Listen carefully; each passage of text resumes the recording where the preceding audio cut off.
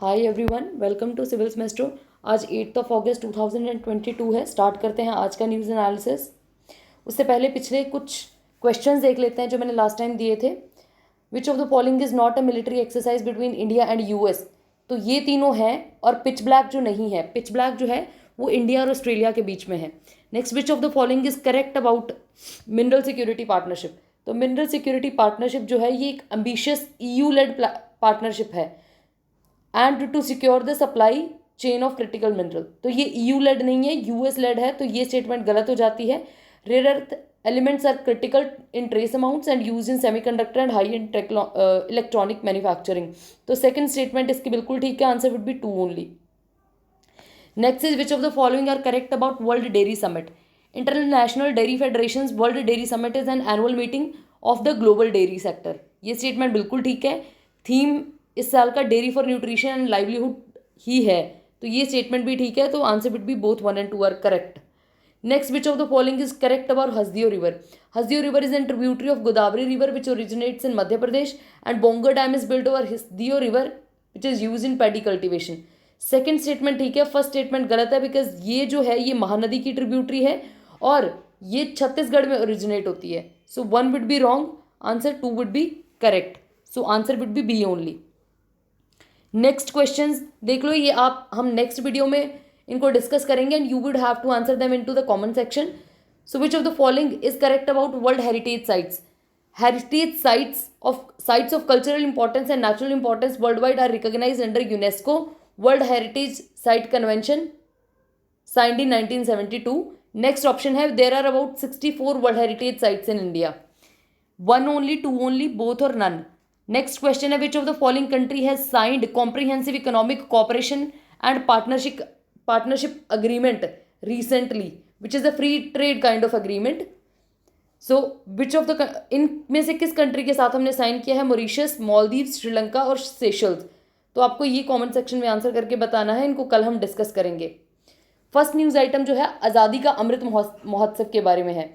और आप सभी लोगों को पता है कि हम आज़ादी का अमृत महोत्सव जो है उसको सेलिब्रेट कर रहे हैं। ये 75 ईयर्स ऑफ इंडिपेंडेंस को शो करता है और हमारी glorious history of Indian culture, हमारी अचीवमेंट्स, इसके लोगों की अचीवमेंट्स, इन सब को सेलिब्रेट करने के लिए हम आज़ादी का अमृत महोत्सव जो है उसको सेलिब्रेट कर रहे हैं। मिनिस्ट्री ऑफ कल्चर जो है इसको प्रमोट कर रही है, is promoting the art and cultural heritage in India. Ministry of culture इसको प्रमोट कर रही है। उसके अलावा इस कैंपेन के थ्रू जन भागीदारी इनिशिएटिव लिया गया है जिसमें मिनिस्ट्री इन जो है वो एम कर रही है कि हर घर तिरंगा मूवमेंट को इम्प्लीमेंट किया जाए ताकि लोग जो हैं 13 to 15 अगस्त 2022 में अपने घरों में तिरंगा जो है उसको लहराएं।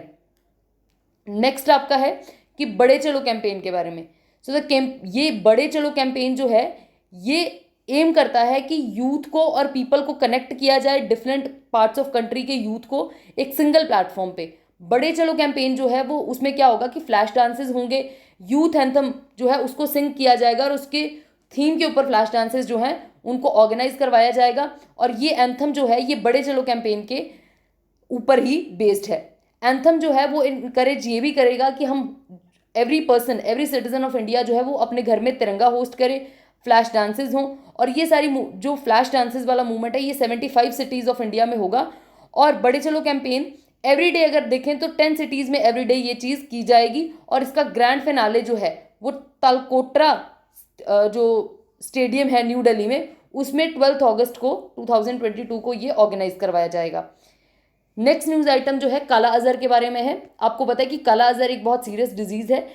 गवर्नमेंट ऑफ इंडिया ने बोला है कि गवर्नमेंट ऑफ इंडिया 2023 आते आते काला अजहर को इंडिया से कंप्लीटली जो है वो इरेडिकेट कर देगी। WHO ने हालांकि कैंपेन में बोला है कि वो 2030 से बाय 2030 दे विल एलिमिनेट काला अजहर फ्रॉम एंटायर वर्ल्ड, कि काला अजहर को पूरी दुनिया से 2030 तक आते आते उसको एलिमिनेट कर दिया जाएगा। लेकिन गवर्नमेंट ऑफ इंडिया इसमें काफ़ी आगे चल रही है। टोटल 633 काला अजहर एंडेमिक ब्लॉक्स हैं जहाँ पे काला अजहर अभी भी बहुत ज़्यादा मात्रा में देखने को मिलता है। उसमें से 625 ब्लॉक्स में ऑलरेडी गवर्नमेंट ऑफ इंडिया ने काला अजहर को एलिमिनेट कर दिया है। तो चांसेस हैं बाय 2023 गवर्नमेंट ऑफ इंडिया इसको कंप्लीटली इरेडिकेट कर देगी। इस डिजीज़ को थोड़ा सा देख लेते हैं। इसको लिशमेनियासिस बोला जाता है। 100 कंट्रीज़ में अभी इस टाइम ये प्रेजेंट है। इंडिया को इंक्लूड करके। बाकी जो कंट्री हैं मेजरली वो अफ्रीकन कंट्रीज हैं, साउथ एशियन कंट्रीज हैं। ये एक निगलेक्टेड ट्रॉपिकल डिजीज है। अब निगलेक्टेड ट्रॉपिकल डिजीज क्या होती है? ये कम्युनिकेबल डिजीज होती हैं जो ट्रॉपिकल और सब ट्रॉपिकल क्लाइमेट में ज़्यादा होती हैं। तो इसीलिए जो ट्रॉपिकल और सब ट्रॉपिकल कंट्रीज हैं, जैसे अफ्रीकन नेशंस हैं, साउथ एशियन नेशंस हैं, इंडिया है, तो इन कंट्रीज में ज़्यादा देखने को मिलती है, क्योंकि जो बैक्टीरिया है, जो पैथोजन है, वो इस एटमॉस्फेयर में, इस मौसम में बहुत ज़्यादा अच्छे से प्रोलिफरेट कर पाता है। ये एक निगलेक्टेड ट्रॉपिकल डिजीज है। उसके अलावा ये जो है, इसको करने वाला जो पैरासाइट है उसको लिशमेनिया बोलते हैं। और इसका जो सपोज जैसे मलेरिया आपका है, उसको प्लाज्मोडियम अफेक्ट करता है, ठीक है, लेकिन प्लाज्मोडियम का कैरियर जो है, जिसके थ्रू ह्यूमन को इन्फेक्ट करता है, वो एनोफ्लीज, फीमेल एनोफ्लीज मॉस्किटो है। तो लिशमेनियासिस के केसेस में वैसे ही सैंड फ्लाई जो है वो इसकी कैरियर है। इसको डाइजेनेटिक बोलते हैं। दो होस्ट हैं, एक तो ह्यूमन बॉडी में ये प्रोलिफरेट करता है और दूसरा सैंड फ्लाई में, जो इसका कैरियर की तरह काम करती हैं। 3 तरह का कालाजार बेसिकली होता है। विसरल लिशमेनियासिस इसको बोलते हैं, दूसरा क्यूटेनियस एंड म्यूकोक्यूटेनियस। विसरल लिशमेनियासिस जो होता है वो मल्टीपल ऑर्गन्स को इम्पैक्ट करता है। ये most serious form of disease है। इसको कॉमनली काला आजार बोला जाता है इंडिया में। विसरल लिशमेनियासिस को काला आजार कहते हैं। दूसरा क्यूटेनियस लिशमेनियासिस है। ये कंपैरेटिवली कॉमन टाइप का है। ये सिर्फ स्किन को इम्पैक्ट करता है, स्किन के ऊपर सोर्स हो जाते हैं। म्यूकोक्यूटेनियस जो होता है वो inner lining of internal organ की जो अंदर वाली परत होती है, अंदर वाली लेयर होती है, उसको इम्पैक्ट करता है और उसमें लीजन्स आ जाते हैं। ट्रीटमेंट के बारे में देख लेते हैं। ट्रीटमेंट क्या है कि ओनली जो ड्रग है, इसे मिल्टेफोसाइन बोलते हैं। मिल्टेफोसाइन ओनली ड्रग है जो इफेक्टिवली इसके अगेंस्ट काम कर रहा है। लेकिन अब सिचुएशन क्या है, धीरे धीरे ये ड्रग क्योंकि काफ़ी ज़्यादा यूज़ हम कर रहे हैं, क्या हो रहा है कि अब इसमें 2 प्रोटीन इन्वॉल्व होते हैं। कि जो आपका कालाजार का लिशमेनिया पैरासाइट है उसमें 2 प्रोटीन होते हैं, P4 ATPase CDC50। ये जो होता है प्रोटीन, ये इस ड्रग को टेकअप करता है बॉडी में। ये जो है ड्रग, ये प्रोटीन जो है ये आपके लिशमेनिया में प्रेजेंट होता है और ये इस ड्रग का टेकअप करवाता है। और उसके अलावा अब उसने भी थोड़ा सा एवोल्यूशन कर लिया है, थोड़ा अडेप्टेशन आ चुकी हैं इस ड्रग से। अब इसमें लिशमेनिया में, तो लिशमेनिया में क्या है, एक और प्रोटीन जो है काफ़ी ज़्यादा इवॉल्व हो गया, पी ग्लाइकोप्रोटीन। ये ड्रग क्या करता है, जब ये वाला प्रोटीन इस ड्रग को टेकअप करता है, ये प्रोटीन जो है उस ड्रग को बाहर निकाल देता है।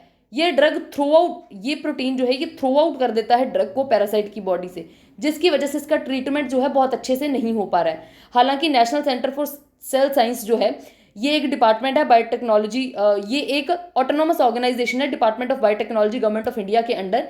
इसने क्या, ये पुणे में बेस्ड है इंपॉर्टेंटली।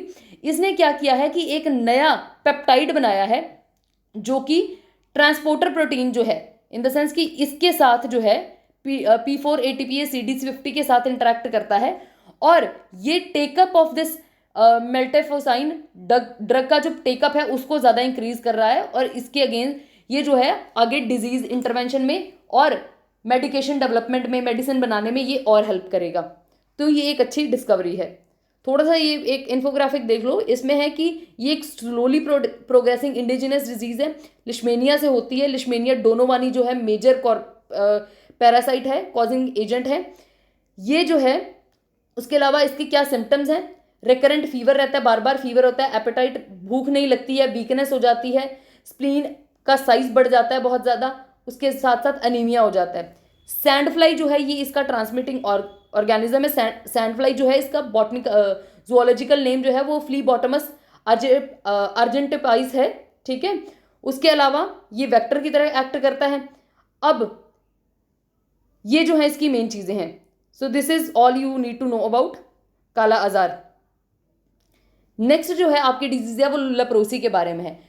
WHO ने बोला है कि वर्ल्ड का 66% ऑफ टोटल लेप्रोसी बर्डन जो है वो इंडिया में है। टोटल वर्ल्ड के जितने लेप्रोसी पेशेंट्स हैं उसमें से 66% पेशेंट्स जो हैं इंडिया में हैं।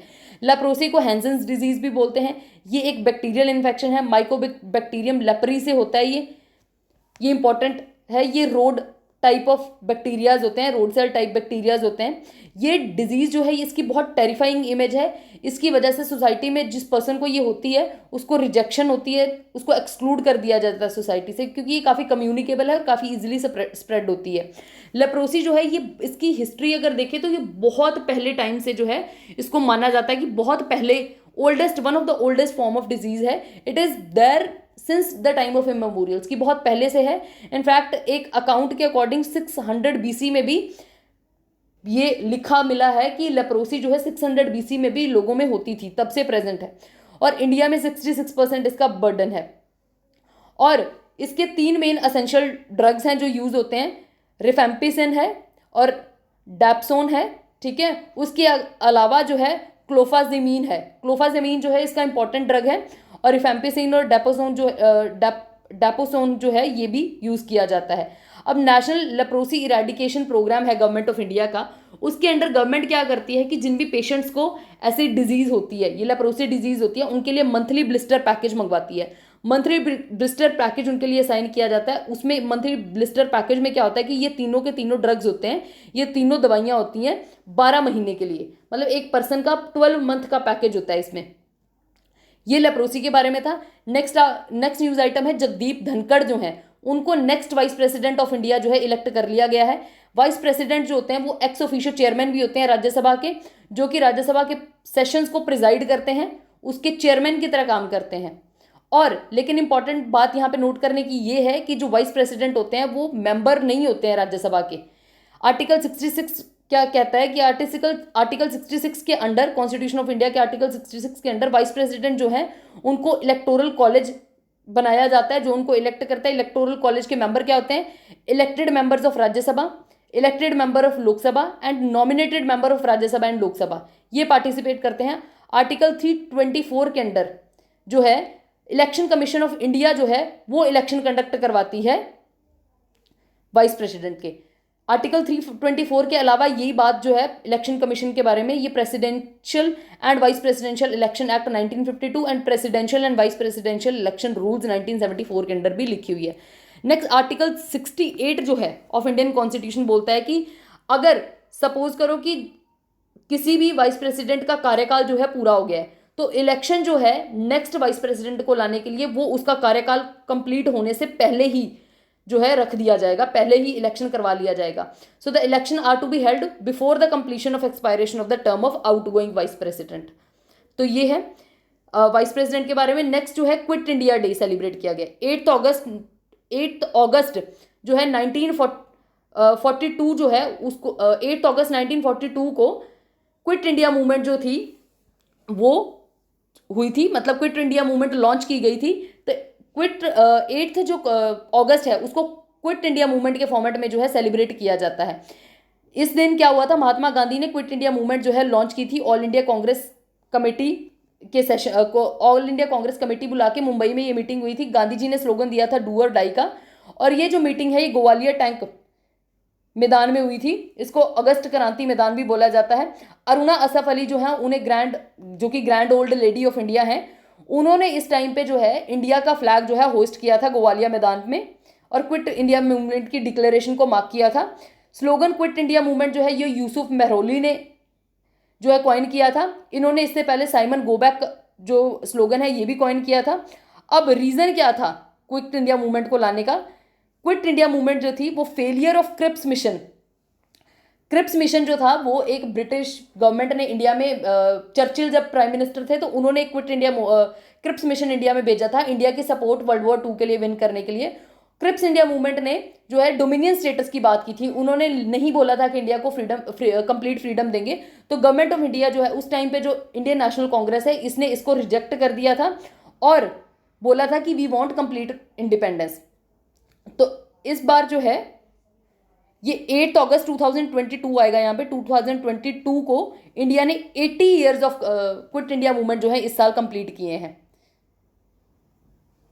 तो फर्स्ट फेज जो था इसमें, अब क्विट इंडिया मूवमेंट जब लॉन्च की गई थी तो फर्स्ट फेज जो था उसमें अर्बन रिवोल्ट हुई थी, बहुत ज़्यादा स्ट्राइक्स हुई थी, बॉयकॉट, पिकेटिंग ये सब किया गया था और स्ट्राइक्स और डिमॉन्स्ट्रेशंस पूरी की पूरी कंट्री में हो गई थी।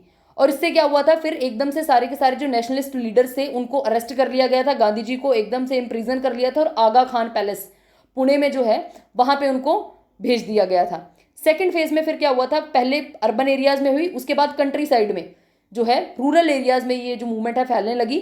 तो फिर पीजेंट रिबिलियंस हुए, डिस्ट्रक्शन ऑफ कम्युनिकेशन लाइन्स किया लोगों ने, रेलवे ट्रैक्स को जो है डिस्ट्रॉय किया गया, टेलीग्राफ वायर्स एंड पोल्स को, जो भी ब्रिटिश गवर्नमेंट के चिन्ह थे, जो भी ब्रिटिश गवर्नमेंट के सिंबल्स थे, उन सबको अटैक किया गया था, गवर्नमेंट बिल्डिंग को अटैक किया गया था, तो और visible symbol of colonial authority को अटैक करना स्टार्ट किया था।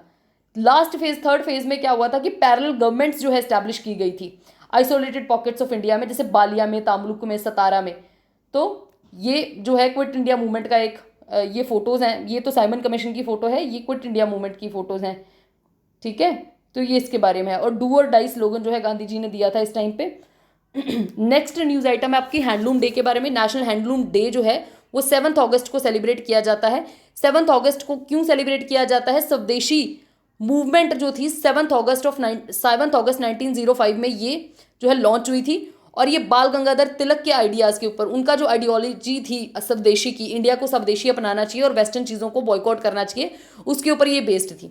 So on this day handloom weaving community जो है इसको ऑनर किया जाता है, उसके जो भी कॉन्ट्रीब्यूशन है इंडियन कम्युनिटी में, इंडिया में, तो उन सबको रिकॉग्नाइज किया जाता है। ऑब्जेक्टिव क्या है? सबसे पहले तो अवेयरनेस जनरेट करनी है हैंडलूम इंडस्ट्री के बारे में पब्लिक में, और इसने कैसे socio economic development of country में पार्ट प्ले किया है उसको जो है रिकॉग्नाइज करना है। Second, protect the handloom heritage. Handloom की हेरिटेज इंडिया में बहुत पुरानी है, ब्रिटिशर्स से पहले की है, तो उसको प्रोटेक्ट करना है। हैंडलूम वीवर्स जो हैं और वर्कर्स जो हैं उनको और ज़्यादा अपॉर्चुनिटीज़ प्रोवाइड करनी है। Sustainable development of handloom sector की, कैसे हैंडलूम सेक्टर का सस्टेनेबल डेवलपमेंट किया जाए, साथ साथ हैंडलूम वर्कर्स को फाइनेंशियली कैसे एम्पावर किया जाए और उनमें कैसे एक प्राइड की फीलिंग जो है वो जगाई जाए। तो ये सब चीज़ों को रिकॉग्नाइज करने के लिए जो है हैंडलूम डे जो है सेलिब्रेट किया जाता है कंट्री में। इसकी जो रूट्स हैं हैंडलूम डे की, इन द सेंस कि बेसिकली वैसे स्वदेशी मूवमेंट की बात है कि स्वदेशी मूवमेंट की जो रूट्स हैं वो एंटी पार्टीशन मूवमेंट में थी। Anti partition in the sense कि जब बंगाल का पार्टीशन किया था ब्रिटिशर्स ने, तो उस टाइम पे ये जो है स्वदेशी मूवमेंट जो है लॉन्च की गई थी। मॉडरेट्स ने इसको लॉन्च किया था to prevent the unjust partition of Bengal. Unjust partition जो बंगाल का हुआ है एडमिनिस्ट्रेशन एंड एडमिनिस्ट्रेटिव लूपहोल्स का हवाला देके, तो उसको अगेंस्ट जो है ये मॉडरेट्स ने लॉन्च की थी। मॉडरेट्स का वे क्या था कि पब्लिक मीटिंग्स करेंगे, पिटीशंस करेंगे, पिटीशंस फाइल करेंगे ब्रिटिशर्स के पास, न्यूज़पेपर के थ्रू प्रोटेस्ट करेंगे। हितबादी, सांजीबानी और बंगाली, ये 3 न्यूज़पेपर थे मेजरली जो ये पिटीशन का जो पिटीशंस प्रेजेंट करते थे, जो मॉडरेट्स के व्यूज़ हैं उनको प्रेजेंट करते थे और गवर्नमेंट को अपील करने का एक वे थे। उसके अलावा पार्टीशन जो है, इससे क्या हुआ था, प्रोटेस्ट होने लगी थी बंगाल में, which partition led to the protest meeting in the Bengal under which the pledge to boycott the foreign good was taken up. तो धीरे धीरे क्या था, ये पिटीशन और प्रोटेस्ट से चलते चलते ये मूवमेंट जो है बॉयकॉट ऑफ फॉरेन गुड्स तक चली गई। और स्वदेशी प्रोक्लेमेशन में क्या हुआ था कि अगस्त 1905 में कलकत्ता टाउन हॉल में फॉर्मल प्रोक्लेमेशन स्वदेशी मूवमेंट की जो है की गई थी, और मैसेज प्रोपेगेट किया गया था कि फॉरेन गुड जो है उनको बॉयकॉट करना है, और मैनचेस्टर क्लॉथ है, चाहे वो लिवरपूल सॉल्ट है, इन सबको जो है बॉयकॉट करना है। और widespread opposition was shown by the people of Bengal. Bengal के पीपल जो है उन्होंने वंदे मातरम के गाने गाए थे, एक दूसरे की बाजुओं पे राखियां बांधी थी as a symbol of unity. अमार सुनार बंगाला, ऐसा ये जो है रविंद्रनाथ टैगोर का एक ये सॉन्ग था, इसको गाना स्टार्ट किया था उन्होंने, और ऑपोजिशन अपनी शो की थी इसके अगेंस्ट। सो ये था आपका स्वदेशी मूवमेंट के बारे में, national handloom movement and national handloom day, जो स्वदेशी मूवमेंट को रिकॉग्नाइज करने के लिए उस जिस दिन स्वदेशी मूवमेंट लॉन्च हुई थी उस दिन ये सेलिब्रेट किया जाता है। आज भी जो हैंडलूम वर्कर्स हैं उनके कंट्रीब्यूशन को रिकॉग्नाइज करने के लिए, उनको एम्पावर करने के लिए। So this was about today's news discussion. Thank you, and if you like it please share with your friends and join the Telegram channel for further for this PDF and further of your preparation. Thank you so much.